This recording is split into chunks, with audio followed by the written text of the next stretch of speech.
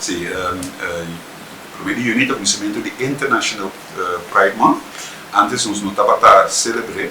lo que sí hoy nos está celebrando, nos está recordando, sobre motivo para o mundo, especialmente aliado de comunidade LGBTQ,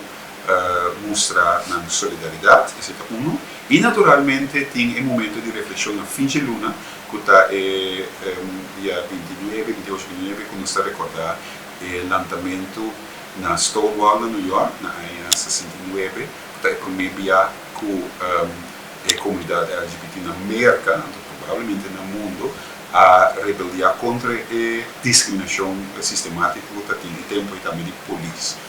de um país supostamente democrático da América. Em curso de tempo, da Bira,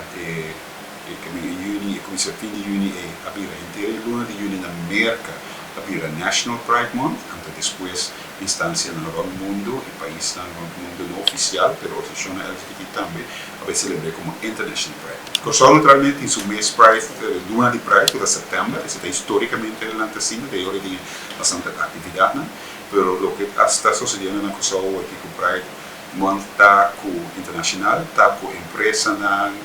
diferente na particular mês, instância está essa bandeira de Pride para mostrar a solidariedade. Por exemplo, o Flora, tradicionalmente consulado de América, entre várias outras empresas na Kosovo essa Pride.